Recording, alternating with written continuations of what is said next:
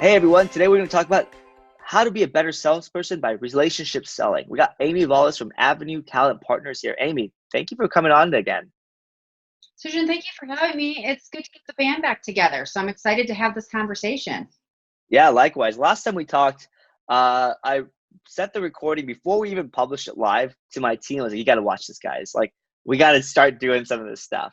And we did. I believe we started doing a lot more social kind of engagement in between our cadences and in conversations with potential customers and whatnot. So, I think we took 2, 3 nuggets and took action on it. So, looking forward to personally seeing what I can take action on again.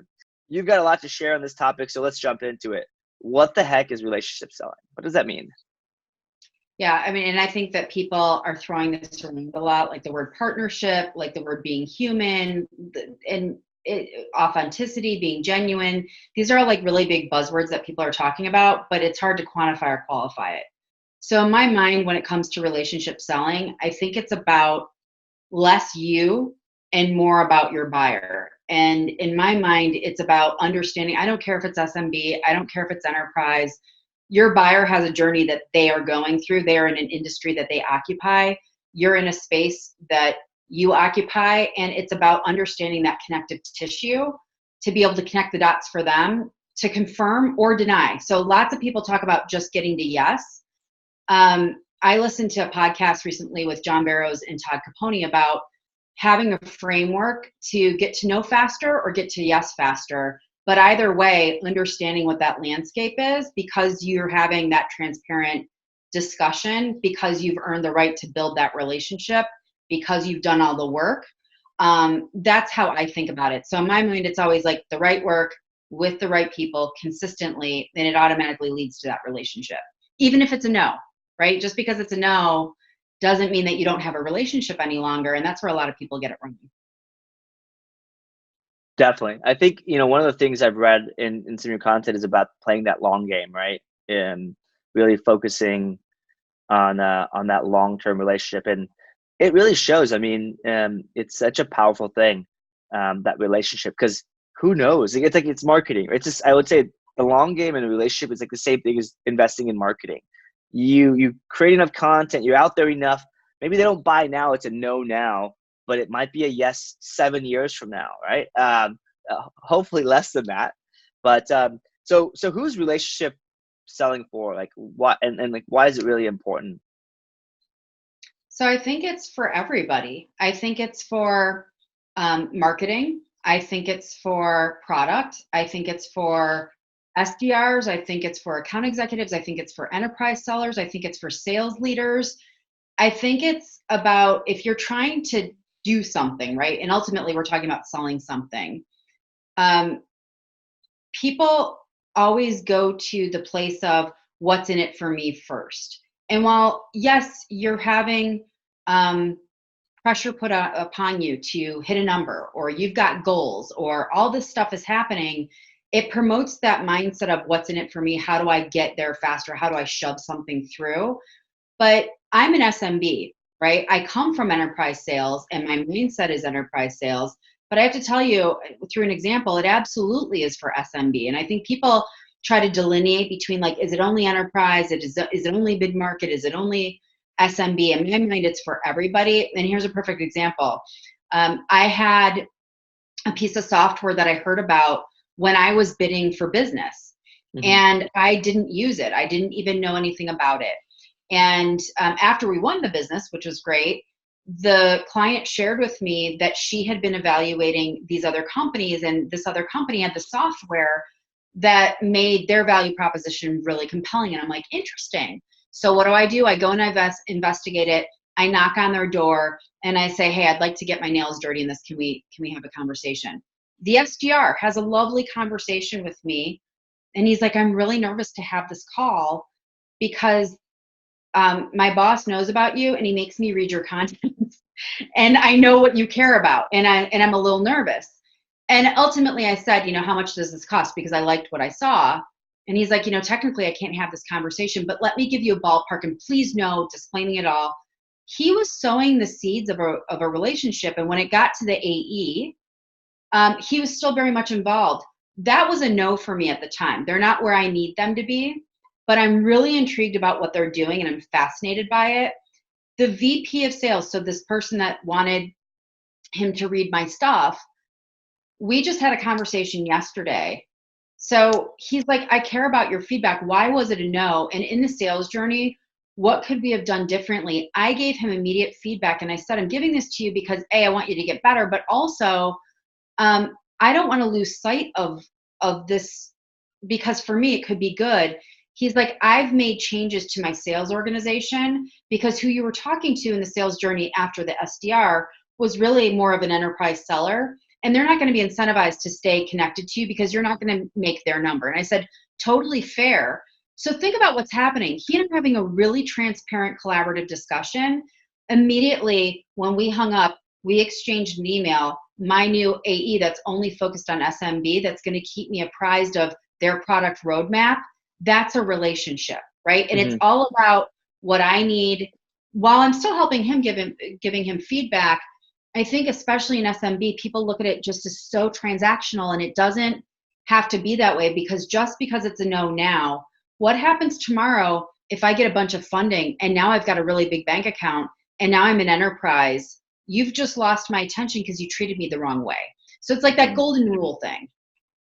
Totally. I think as you were saying this, I'm like, yeah, it's so true. Even, I think everybody can leverage this. Like on our marketing team, some of the most impactful work we've done has come from relationships. So, really, really easy things, right? Our content marketing, our link building efforts, all that stuff, like the most impactful things are just relationships. So to the point where like now I'm just like, how do I just build more relationship? That's like now my KPI on marketing. Like you wouldn't think that. And, on the sales and CS side, we see that impact of the focus on that relationship. Again, kind of laying out that framework, building around that relationship. But we see that in our testimonials, like our NPS, like, look at G2 reviews. Like we have a girl in CS named Shelly, and like in our G2 crowd review or G2 reviews, it says like Shelly was awesome. Like that's the headline, right? Like not our software is cool or great or whatever. Like Shelly's awesome. Like, and so it shows in these places, which is really, really nice to see. But anyways, I want to jump into technique. So I know you got a lot to share here. So I guess like what are some techniques you can use? So I take a page out of Mark Cuban's book, and he is a self-professed, voracious reader. That guy is really well read. He pays attention to everything that's happening. And in conversation, naturally, because he's immersed himself in what he's talking about, what he's interested in, the marketplaces that he's involved in, he becomes very valuable because he has something to say that's of substance. And so I think when it comes to technique, people get hung up on like talk tracks, and I call it going through the car wash. It's like you come in as a new rep, you go through the training car wash, and you come out like shiny, sparkly new with all these things that you must say. And at this stage, you say this, and it's scripted here. Now, for all of those that are going to come down my street and be like, talk tracks are good, I'm not saying that you shouldn't have them as a guardrail or a way of thinking about potentially preparing for a conversation. But to have it up next to me while I'm talking, I then become very robotic. Old habits of my agenda and only my agenda come shining through. And so if I do my homework up front and I know why I want to talk to them and the value that and everybody says value, but really the problems that I can help them solve, and I know what's happening in their marketplace because I'm fascinated by it. This also is really easy to do when you adopt an ABM mindset, so account-based marketing, where you're not trying to get to a million different industries all at once and you're overwhelmed and you're doing a lot of different work in a lot of different places. It works really well when, let's say, I have 10 accounts that are focused on healthcare, and those accounts are all Fortune brands. They're going to be going through some of the same things. Maybe for example, we're approaching an election year next year. Healthcare is going to be part of that. How do they feel about that? I'm going to read up on that. And then when I reach out to them, I can actually have a very productive conversation to understand, how does this affect them? What are their goals as a result of it? How are they preparing for it? You're not asking them the read, rinse, and repeat standard issue questions. You're having a business conversation. And so when I think about how Mark Cuban does that really well, he has business conversations because he's really well read and he's really well prepared, and he's an expert in the things that he does. That's one really good way of thinking about technique. Love it. Yeah. So, speaking of the expert, where do you go and find the information? Like, where do you get that? Like, I feel like most people like, okay, I get the concept. I want to do that, but I'm like, I don't know where to go. I mean, luckily we're living in the digital age. Information is everywhere. So first and foremost, LinkedIn is fascinating. Especially with LinkedIn, Sales Navigator, you can set up different searches so information's being fed to you about the accounts that you want to pay attention to. So if you're talking about personalized information, what are the articles that some of these executives are sharing? What groups are they a part of? How are they engaging and contributing? That's one thing. But then depending on whether it's a public company, a private company, a startup, something in between that, you've got annual reports. You've got business publications where people are featured. So we could think about TechCrunch, we could think about Inc., we could think about Fortune, we could think about Entrepreneur. But then you can think about Crunchbase, Owler, G2 Crowd, Glassdoor. I was listening to a different podcast where they were talking about their buyers aren't just buying the product, they're also buying the team. And if you treat your team like garbage, they're going to go to Glassdoor. I don't want to work with a company that's turning over their CS team because it's icky. So it's all that information. And if you're talking about problem solving, go to some of these different places. And if they're getting slammed online and you can solve for that, my oh my, what an amazing opportunity that is. Love it. Yeah, totally agree. I think LinkedIn, very, very powerful. Looking up that company. These are things that it's almost so obvious you overlook it, right? It's like, oh yeah, duh, I should do that. It's like right in my face. It's like Awesome. the basic, right? I mean, it's like when we want to look for all of the stuff, and the stuff that I described, besides LinkedIn Sales Navigator, everything else is for free. You don't have to buy all this fancy technology. And so I'm thinking about this for like my startup friends that are like, I don't have the budget to buy a Discover Word, for example. Well, that's okay. You don't have to. There's ways of doing this. You can set up a Google alert. Like, I mean, you can get old school and get some really interesting information. So it doesn't always have to be the latest bell and whistle with the technology that you buy. It can be simple searches. And again, that account-based mindset of, I'm going to spend the next 30 minutes thinking about healthcare or whatever it might be. You can get a lot of information and one that packs a punch across a series of accounts, not just one account. Love it. Yeah, I think another tool that's like Google Alerts on steroids, Brand 24, or I don't Brand know. Mentions. Writing this down. Brand Yeah, 24. it's like and or mention.com is really good. I knew that. They're both like really good tools for monitoring social and references that they've got. Like, again, Google Alerts is really good, but they're very much like web based. Whereas all the other two are social based. So it's like they're crawling anytime someone's referencing a tweet, right? Like the brand or the person. So especially if you're doing ABM, really, really cool because you can just plug that in. And again, you can get a license for like $100 a month or $50 a month and like load up all your prospects and then delete them when you're done, right? So so like for example, there's that cliche like, oh, congrats on getting funding. Okay, well, like everybody sends that email, right? But not many people say like congrats on like, wow, you guys are on a roll. Like you've gotten mentioned like 70 times in the last month or whatever, right? Like, and then like you can reference that intelligently or like, hey, like I saw your reference here, you contributed here, like and have like a deeper, more meaningful connection. But anyways, that's been really awesome for us. Again, we use that more on the marketing side, less on the sales side, but it's the same thing at the end of the day with relationships. One of the things you mentioned was like connecting in a meaningful way. So what does that mean? Like, what does not doing that? What does like that look like? So I'll give you a perfect example. You and I are both on LinkedIn. I can't even imagine what your inbox looks like because I know what mine looks like. I can't even imagine what yours looks like. And so here's a really perfect example. I think LinkedIn is this powerhouse platform that can be your best friend or your worst enemy. Just depends on what you put into it. So I think it starts with the mindset of what you put into something is what you get out of it. The golden rule, all these cliches and analogies that I talk about, but is real. When I think about meaningful connection, I have got to put my own interest to the side, right? Like, I think about this video that I saw, Sales Hacker featured it. A guy named Mark Lack was talking about relationships being like a bank account, right? Like you have to put in a bunch of deposits before you ever can withdraw anything. And I completely agree with that. So in a specific example, to answer your question, when I think about LinkedIn, and let's say I want to do business with you, and I'm like, oh yes, okay, I want to reach out to you. I need to make it about you. It's like what you talked about just now with the funding example, right? So many people are like, congrats. But that's where it ends and where it starts. And then the very next message is, I can help you with blah, blah, blah, blah. And you're like, yeah, you and the 5 million other messages that I just got. And it quickly goes to the delete folder because it's I. Would it be different if you connected in earnest, in a genuine way of, to your point, you're all over my feed. This is really big news. Congratulations. How does that affect you for the rest of the year?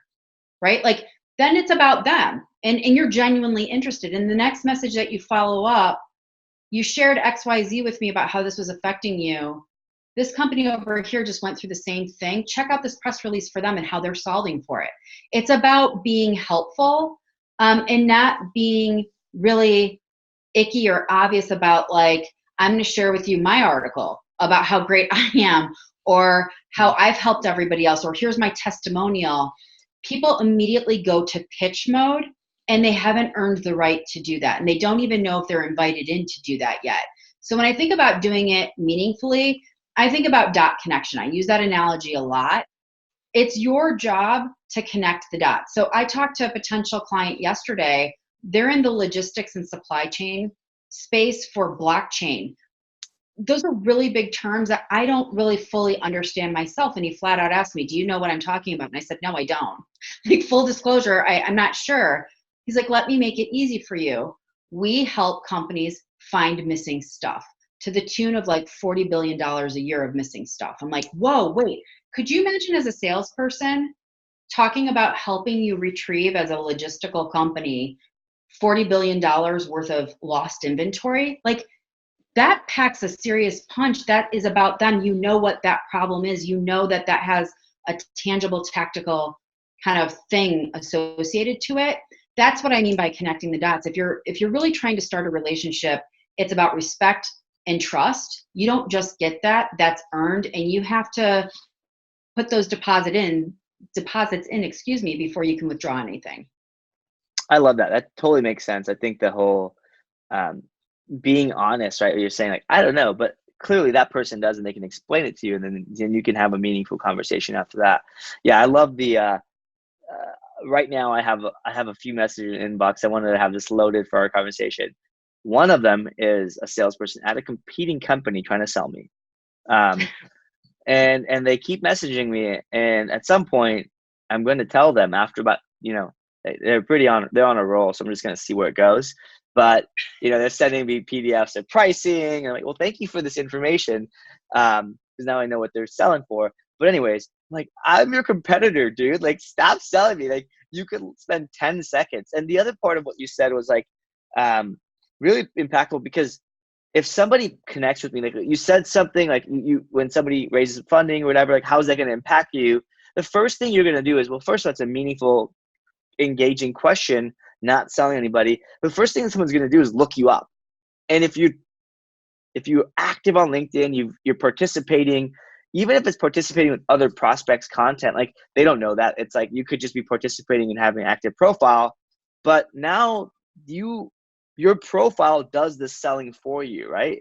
Like, let the marketing kick in, your personal brand speaks for itself, and then you don't have to sell yourself. They're like, oh, wow, you're awesome. Can you help me with blah, blah, blah, right? Like, they may even come back to you, or like, then at least they know what you do. So I think that's been a really powerful way, at least when you start to have that personal brand or are active on social networks. I read a book when I first started my business called Top of Mind. And the fundamentals and the philosophies aren't really anything earth-shattering or new. But it was really interesting about the power of staying relevant. And so to your point, depending on how you're being approached, I like to just gut check myself. Sorry, I'm tongue tied today. How would I like to be approached? Like if I'm writing a new email to someone and I've never sent something like that before, I'm going to chill out for 2 seconds and I'm going to send it to myself first. And what does it look like on my phone? What does it look like in mail? What does it look like? What does it look like to me? Mm-hmm. And is it engaging or is it like everything else? Have you ever heard that term, like when they're zigging, you zag? Mm-hmm. I'm a big advocate of, if you want a different outcome and what you're doing isn't working, you've got to change it up. And so if I'm sounding and acting and looking and coming across like every other person knocking on the door, it's like white noise. You don't stand out. But if I'm packing a punch to make it about you or to be thoughtful or to do something that's relevant, and people are trying to game this, and it's like, I guarantee you some of the stuff that we talk about, people will do, or they'll look for a template. It's why I don't share a lot of templates, because it just gets bastardized. It's like plug and play and like icky, and you then look like everybody else.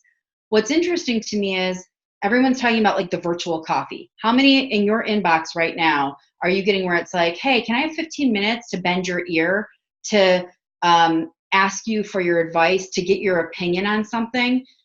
You're a business owner, so am I.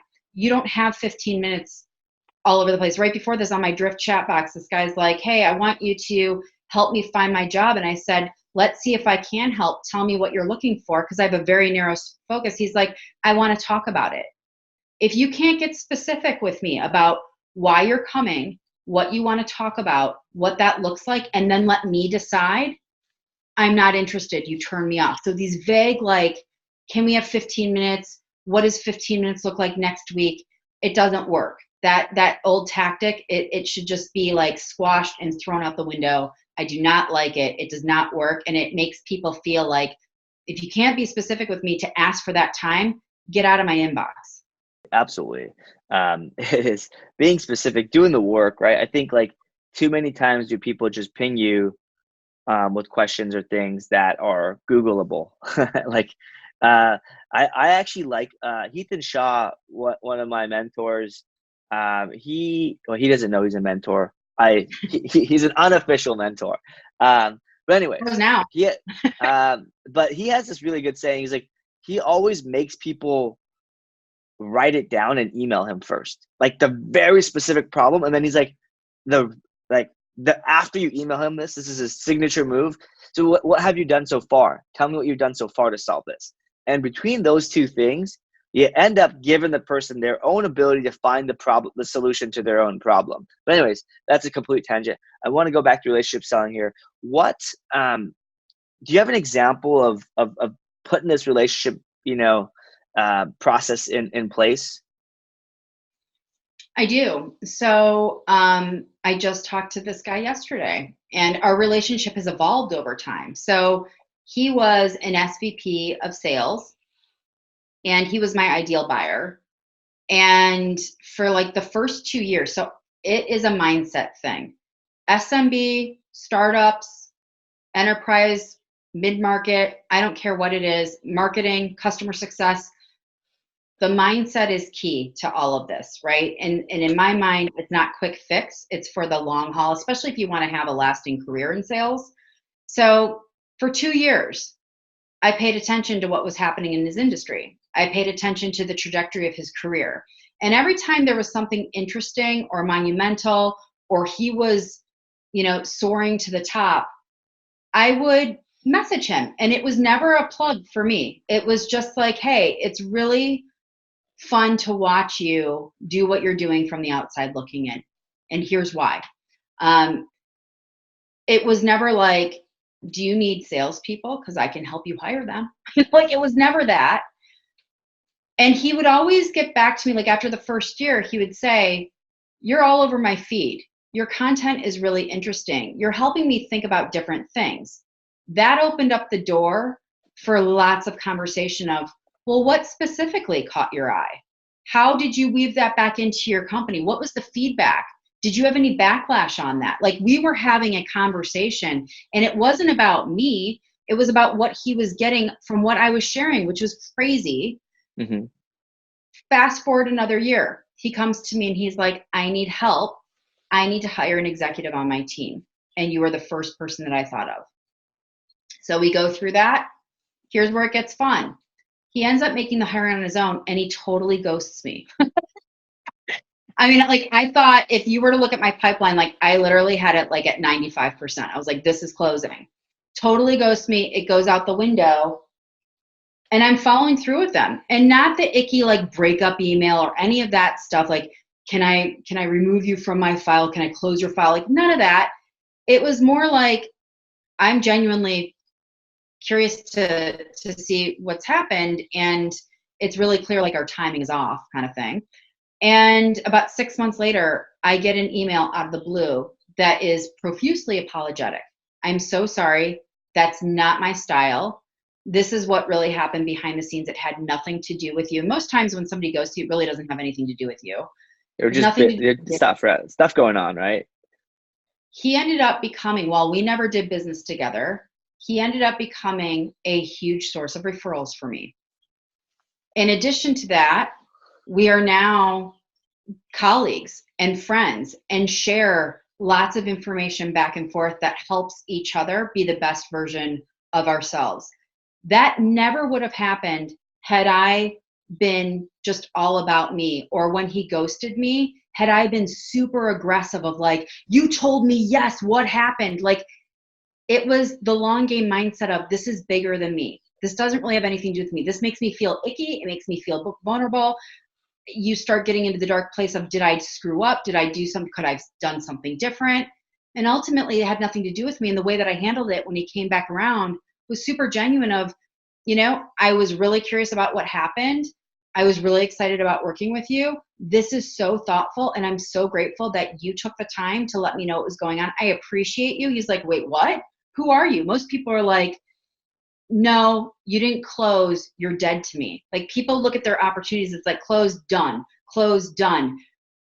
All of those closed, done sort of things carry a lot of opportunity for relationships like this. And it doesn't always have to be immediate with the quick fix of giving me business. So that's a great example that I can give you fresh off the press.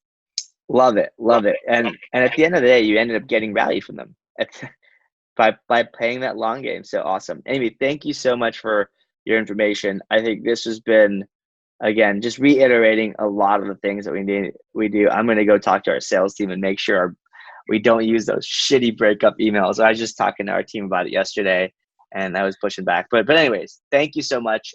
Made already an impact at Mailshake sales team. I'm sure the viewers are going to love this. Where can people go to find more and learn more? Well, first and foremost, thank you for having me. I hope that whatever we've talked about has been valuable. You'll have to give me feedback about how the team receives it. For me, I like to live out loud. All of my contact information, all of my website stuff sits on LinkedIn. The last time I checked, I was the only Amy Volas on LinkedIn. So Amy, Volas, and happy to have conversation there to continue this topic.